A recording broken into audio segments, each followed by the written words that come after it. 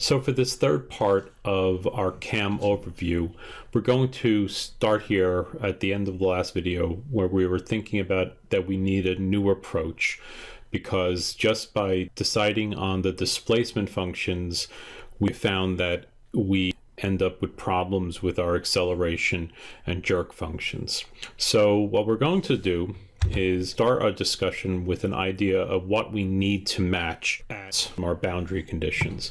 So for instance, for the displacement curve, if we're going to have a double dwell system, we have two well-defined locations. And again, what I'm doing here is I've taken the 2 pi cycle and broke it into 4 equal divisions of duration pi over 2.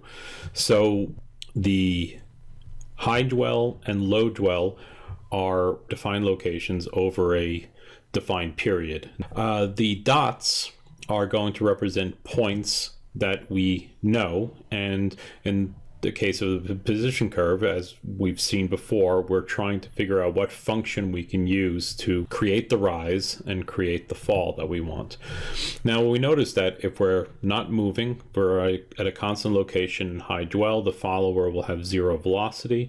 If it has 0 velocity, it's going to have, so its velocity is not changing, so it has no acceleration, and if it has no acceleration, it has no jerk. Now what we find is that these are additional boundary conditions. So we have to have 0 velocity at the beginning of our rise function, and then we come back to having a 0 velocity for the dwell, and at either side of the fall portion of our motion, we again have to have 0 velocity. Same thing goes with acceleration. If we start out with 0 velocity, we're going to have 0 acceleration, but at some point to move upwards, we're going to have a positive acceleration, and then we're going to have to slow down again to get to 0. So we're going to have some sort of curve that looks like this. These form the boundary conditions. At theta equaling 0, S, V, A, and J have to be 0. At theta equaling pi over 2, the position is at H. Again, velocity, acceleration, and jerk are 0. And then on the fall side, we have S equaling H, A and J again being 0. And at 3 pi over 2, we are again at S, V, A, and J being 0. So again, the periods that I'm looking at are from theta equaling 0 to theta equaling pi over 2, and from theta equaling pi to theta equaling 3 pi over 2. And these form a set of boundary conditions. So we have 8 conditions for the rise portion and 8 conditions for the fall portion. So what we're going to start off looking at is what's referred to as cycloidal displacement, which comes as a result of imposing a sinusoidal acceleration. So we're going to just look at the rise for this example. So we're going to consider the rise from theta equaling 0 to theta equaling pi over 2. The period, which is this variable beta, will then be pi over 2. And right now, when we start out, we don't actually know what the amplitude of the acceleration is. It has to be determined as we go through the development of the function. So what we're going to do is just impose a straight sinusoid, and the 2 pi theta over beta comes from the fact that we want a full period sine wave, the total displacement of pi over 2. And the constant c here is our unknown amplitude. And we can impose it right here onto our acceleration curve.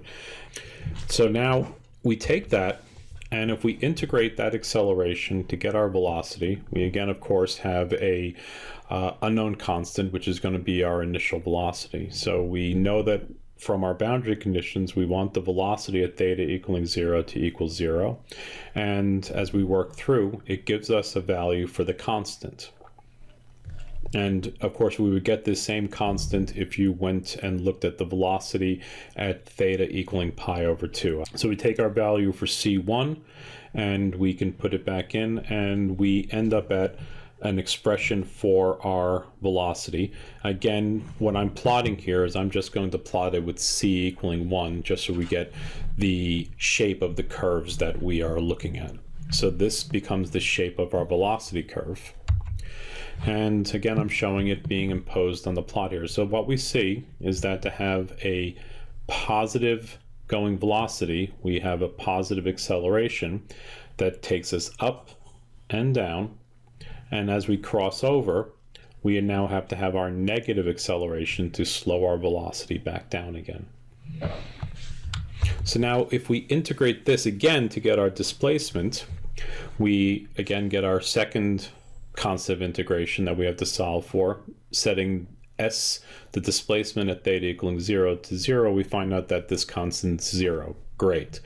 But now we also we are still trying to figure out what this constant acceleration is, this constant c. So we can then say that at theta equaling beta, which is going to be pi over 2, we're going to expect our displacement to be h. So we can go ahead and utilize that. So h equals this quantity, where replace beta wherever theta has shown up. Solve through, and we find out that h equals the constant beta squared over 2 pi. But of course, we're trying to solve for c, so we rearrange, and we get our expression for the constant acceleration. But for this case, we can take c and plug it back into our equation, and we get an expression now, and this is the cycloidal displacement that this function is named for. And now there's no unknown constants here. So what we're going to do is say that we'll start, so now we can define the total displacement as some arbitrary value. In this case, we'll take it as h equaling 1, and we can then take this function and match it in for our rise portion. So now we have a well-defined function for our rise according to displacement, and again for velocity, and again for acceleration. And you'll recall that for the sinusoidal acceleration, it was the acceleration term that gave us a problem. So the last thing we need to do is get the jerk equation. Again, we'll take the in this case we're not going to integrate, of course. We're going to take the derivative. We have a value for c which we'll put in. We'll take the derivative, and this gives us the jerk. And if you work through the or rather you can convince yourself that my math is correct, and this is the value of the jerk equation. And again, plotting it for a function of or value of h equaling 1, here we can see that the jerk equation does not match our requirements, because we want it to ideally be 0. So in this case, the jerk is finite, which satisfies our fundamental law of CAM design, but it does not actually satisfy the boundary conditions. So we could get something a little bit better than this, but this is the first analysis that we've looked at that actually goes ahead and satisfies all our particular issues. So now, if we have our value of h and we have our values of c, we can of course then go back and plot all our defined functions. So in this case, here's the displacement. So here's the displacement, velocity, acceleration, and jerk equations. These again should match the equations that are in your textbook for this this type of motion. And here's the plot. So the plot is going from 0 to pi over 2 for a total displacement of 1. This is the corresponding velocity term, the corresponding acceleration plot, and the corresponding jerk equation. And again, you see that the value here is 15, so obviously not 0, but definitely not infinity either. Now again, I'm also using arbitrary displacement values. So this could be 1 inch, 1 centimeter, 1 meter, which would make a crazily large cam, but you'd have to take a look at the units afterwards. So the last thing I did was I took a look at what would happen if I did at least a half cycle. So we'll use the cycloidal displacement and rising into a high dwell. So again, we get a good looking displacement curve. The velocity curve again goes up and down, but we are having again a discontinuity at the transition at 90 degrees here, but the transition is well defined enough that we don't get an infinite acceleration. We just again get a rather sharp corner at our acceleration. It's when we get to the jerk equation that we actually do see that we have a complete discontinuity. So the textbook will say that this is an acceptable solution for certain applications. So what would the next steps be? Well, this is, of course, leading into the second assignment of Project 1.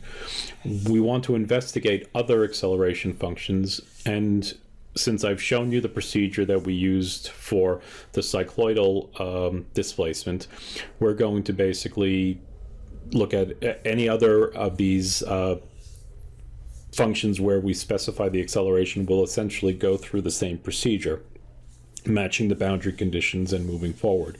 So there's a family of there's a family of acceleration functions referred to as sine. So rising sine, then constant, and a cosine for the fall. So these are sine, constant, cosine acceleration functions, and there's a family of these: constant acceleration, trapezoidal acceleration, and modified trapezoidal acceleration, and modified sinusoidal acceleration.